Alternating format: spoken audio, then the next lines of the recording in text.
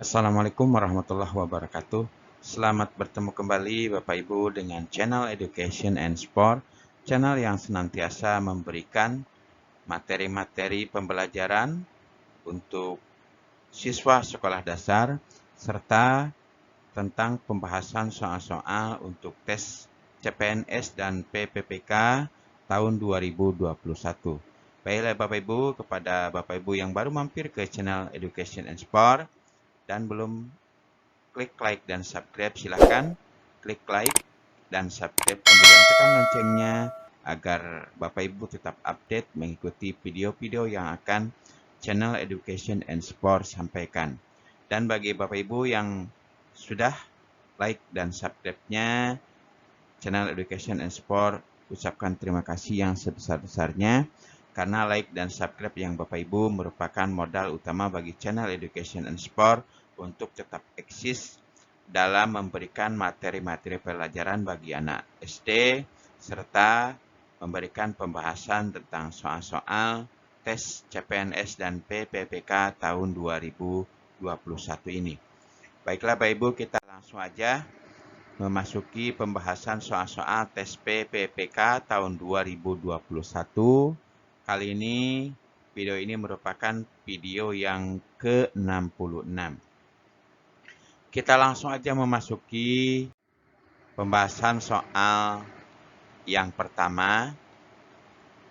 Dalam proses pembelajaran, agar proses pembelajaran dapat berjalan dengan efektif, maka guru perlu mempunyai sikap sebagai berikut, kecuali A. Mendorong peserta didik untuk membuat keputusan sendiri, B.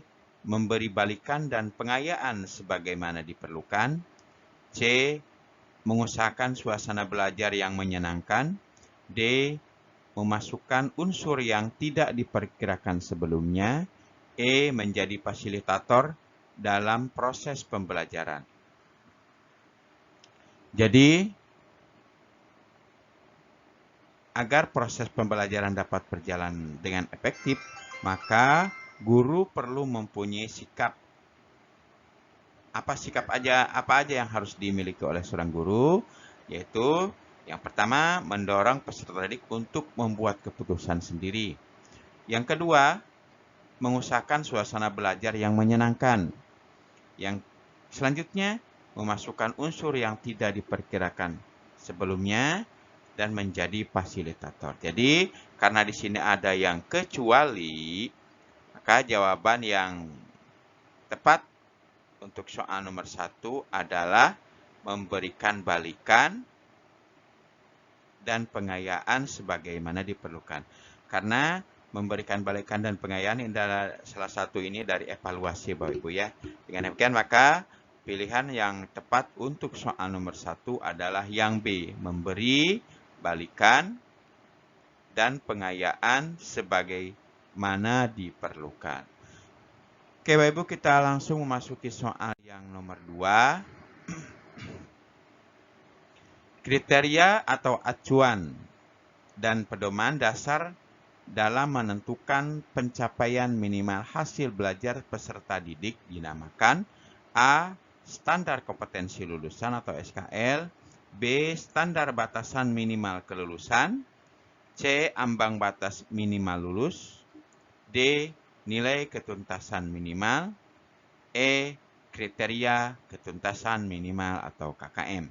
Jadi, apa pengertian dari KKM? Kita lihat ini ada KKM Bapak Ibu ya.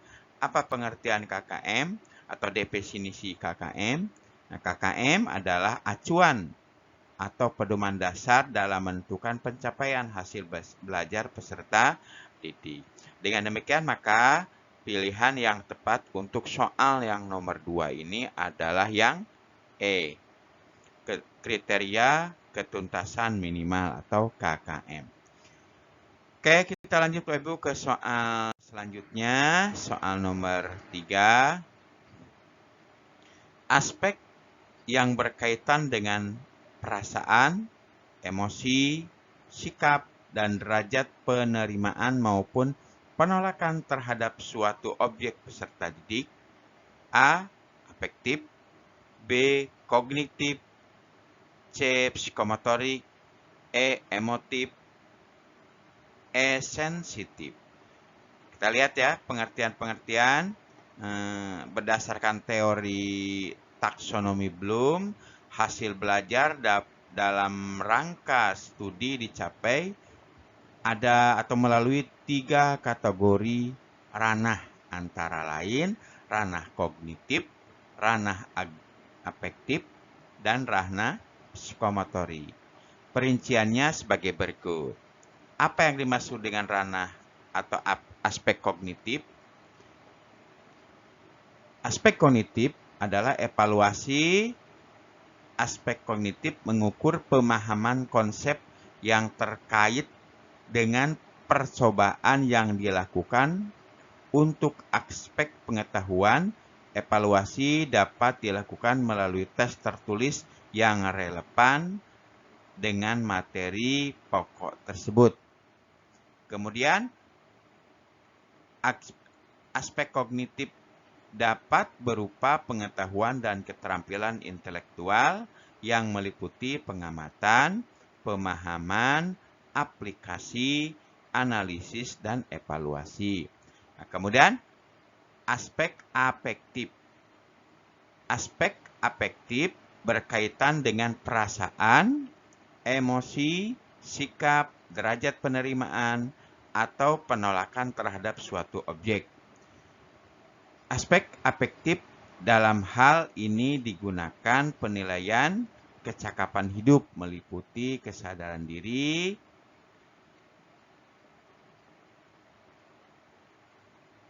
kecakapan sosial, kecakapan berpikir rasional, dan kecakapan akademis. Aspek ini belum ada patokan yang pasti dalam penilaiannya.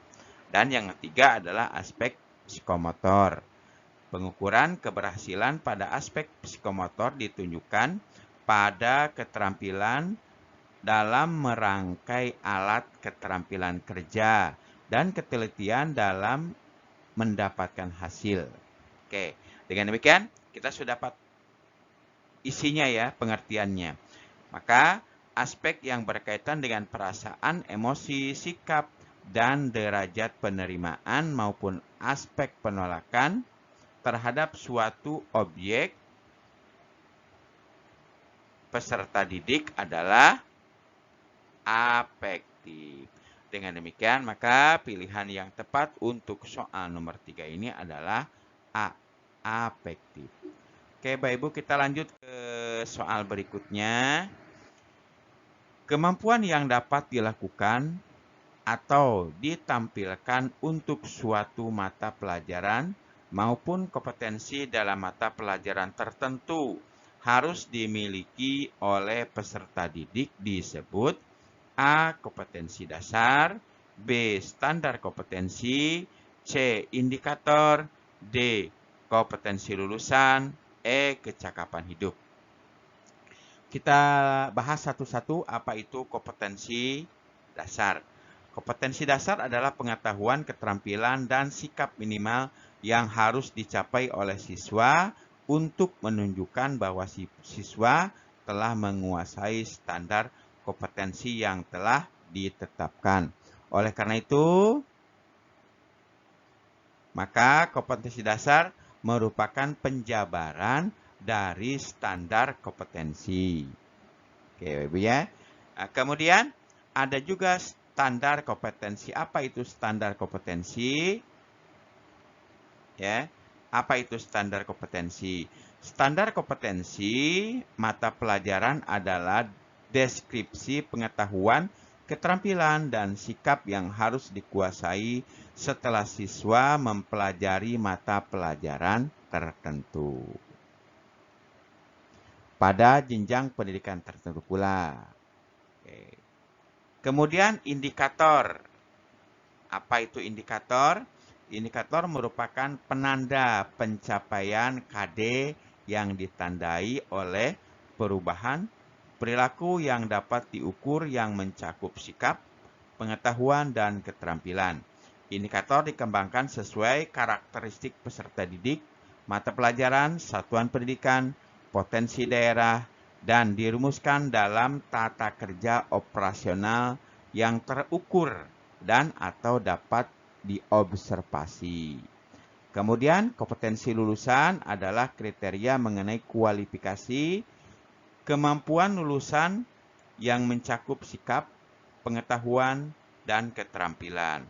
Kemudian yang terakhir, kecakapan hidup atau life skill adalah kemampuan dan pengetahuan seseorang untuk berani menghadapi problema hidup dan kehidupan secara proaktif, mencari serta menemukan solusi sehingga akhirnya mampu mengatasinya dengan kemampuan berinteraksi dan beradaptasi dengan orang lain. Keterampilan mengambil keputusan, pemecahan masalah, berpikir kritis, berpikir kreatif, berkomunikasi dengan efektif, membina hubungan antar pribadi, kesadaran diri, berempati, mengatasi emosi, dan mengatasi stres. Dengan demikian, maka pilihan yang tepat untuk soal nomor 4 ini adalah standar kompetensi. Dengan demikian, maka isiannya adalah yang B, standar kompetensi. Kemampuan yang dapat dilakukan atau ditampilkan suatu mata pelajaran maupun kompetensi dalam mata pelajaran tertentu yang harus dimiliki oleh peserta didik disebut standar kompetensi. Kita lanjut lagi Bapak Ibu. Berikut ini adalah prinsip-prinsip dalam penyusunan rencana pelaksanaan pembelajaran atau RPP. Kecuali, ada kecualinya berarti yang kurang tepatnya Bapak Ibu ya. Kita lihat prinsip yang A-nya memperhatikan perbedaan individu. B. Mendorong partisipasi aktif peserta didik. C. Memberikan umpan balik dan tindak lanjut. D. Menetapkan teknologi informasi dan komunikasi. E. Keterkaitan, keterpaduan isi dan silabus. Kita lihat ya. Kita bahas apa sih prinsip-prinsip dalam menyusun RPP. Prinsip-prinsip penyusunan RPP. 1. Memperhatikan perbedaan individu peserta didik. Memperhatikan perbedaan individu. Ada Bapak Ibu ya. Kemudian RPP ini disusun dengan memperhatikan perbedaan jenis kelamin, kemampuan awal, tingkat intelektual, minat, motivasi belajar, bakat, potensi, kemampuan, sosial, emosi, gaya belajar, kekuatan khusus, kecepatan belajar, latar belakang budaya, norma atau nilai atau lingkungan peserta didik. Itu memperhatikan perbedaan individu. Kemudian prinsip selanjutnya, yang kedua, mendorong partisipasi aktif peserta didik. Nah, yang B berarti tidak Bapak Ibu ya ada nih. Mendorong partisipasi aktif peserta didik. Apa pengertiannya mendorong partisipasi aktif peserta didik? Proses pembelajaran dirancang dengan berpusat pada peserta didik. Oke, untuk mendorong motivasi, minat, kreativitas, inisiatif, inspiratif, kemandirian, dan semangat belajar. Oke, dan prinsip yang ketiga dalam menyusun RPP adalah mengembangkan budaya membaca dan menulis. Nah, ada di sini Bapak Ibu ya, kita lewat aja ya Bapak Ibu ya. Di sini ada. Kita lanjut. Yang keempatnya, memberikan umpan balik dan tindak lanjut. Ada di sini. Memberikan umpan balik dan tindak lanjut. RPP memuat rancangan program pembelajaran umpan balik positif, penguatan, pengayaan, dan remedi. Kemudian prinsip yang kelima adalah keterkaitan dan keterpaduan. Di sini ada keterkaitan dan keterpaduan, tapi di sini ada isi dan silabus. Kita lihat penjelasan dari keterkaitan dan keterpaduan pada prinsip-prinsip penyusunan RPP. RPP itu disusun dengan memperhatikan keterkaitan dan keterpaduan antara SK, KD, materi pembelajaran, kegiatan pembelajaran, indikator pembelajaran, ya indikator pencapaian kompetensi, penilaian dan sumber belajar dalam satu keutuhan pengalaman belajar. RPP disusun dengan mengakomodasi pembelajaran tematik, keterpaduan lintas mata pelajaran, lintas aspek belajar, dan keragaman budaya. Nah, kali ini keterkaitan dan keterpaduan isi silabus. Oke, dengan demikian maka kita sudah bisa mengambil kesimpulan karena di sini ada kecuali. Berarti yang kurang tepat, yang bukan merupakan prinsip-prinsip dalam penyusunan RPP adalah yang E.